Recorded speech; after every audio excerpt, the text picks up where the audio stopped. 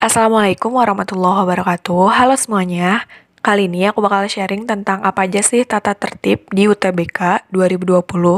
Sebenarnya ini dari data 2019, namun menurut saya ini tidak akan jauh berbeda dengan 2020. Namun, jika nanti ada yang 2020-nya akan saya update.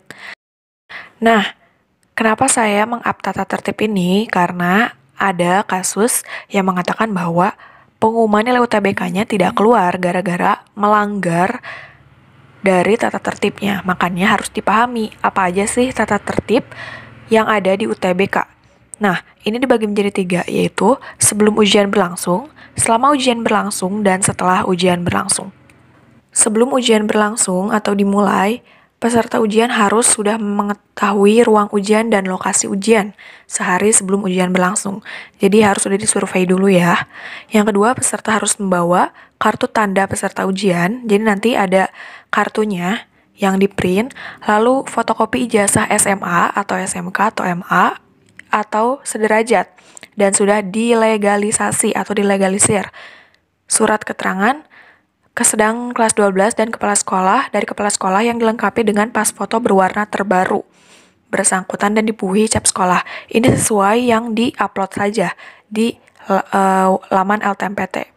Lalu peserta dilarang mengenakan kaos oblong atau t-shirt gitu. Jadi usahakan pakai kemeja. Peserta harus bersepatu. Nah, sepatunya bisa sepatu tali. Intinya sepatu gitu, jangan sepatu sendal. Peserta harus datang ke lokasi ujian paling lambat 30 menit sebelum ujian dimulai. Nah, jadi jangan sampai tidak tepat waktu karena itu akan merugikan diri kamu sendiri. Keterlambatan dengan alasan apapun lebih dari 30 menit sejak waktu tes dimulai tidak diperbolehkan mengikuti ujian. Peserta tidak diperbolehkan masuk ke ruang ujian sebelum ada tanda untuk memasuki ruang ujian. Lalu peserta tidak diperbolehkan membawa daftar logaritma, segala jenis kalkulator, kertas, buku maupun catatan lain, alat komunikasi seperti telepon seluler, jam tangan, kamera, modem, dan sebagainya. Nah, jadi itu ditinggal ya semuanya, jangan ada yang dimasukkan ke ruang ujian. Peserta akan digeledah jika dianggap ada suatu hal yang mencurigakan. Peserta harus duduk di tempat yang sudah ditentukan, tidak diperbolehkan menempati tempat duduk lain.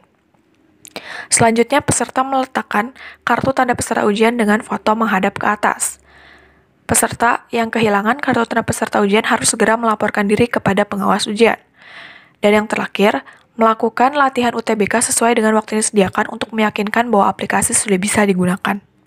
Nah, selama ujian berlangsung, pertama, membaca dengan seksama petunjuk mengerjakan ujian. Jadi kan nanti tipe soalnya ada petunjuk A, B, C ya. Dibaca benar-benar, jangan sampai salah.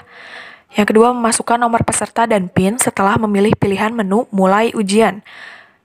Akan diberikan atau diinformasikan kepada peserta oleh pengawas ujian sesaat sebelum ujian dimulai. Mengecek kesesuaian identitas yang tampil di layar perangkat dan klik pernyataan setuju sebelum memulai ujian.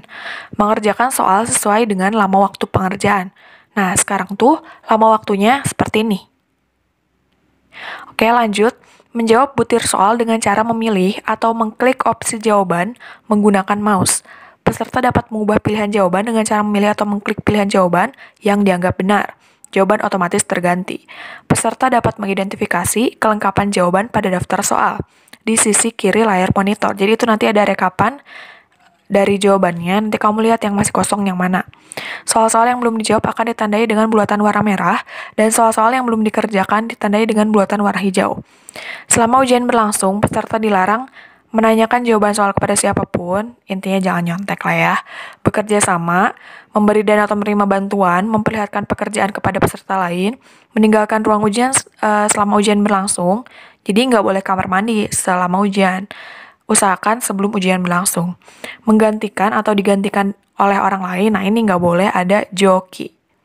Dan juga, aplikasi UTBK akan berhenti secara otomatis ketika waktu tes berakhir dan peserta otomatis dianggap sudah log out, walaupun kamu nanti belum selesai. Itu udah otomatis.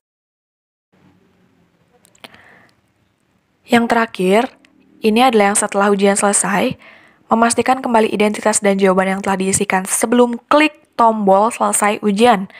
Nah, jadi semuanya harus diisi secara benar, jangan ada kesalahan sekecil apapun. Peserta tidak diperbolehkan meneruskan pekerjaan serta tetap duduk di tempat pada saat bel tanda waktu ujian berakhir berbunyi. Jadi nggak ada yang keluar duluan.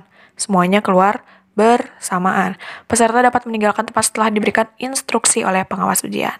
Setiap pelanggaran terhadap tata tertib ujian masuk akan mengakibatkan peserta dibatalkan ujiannya.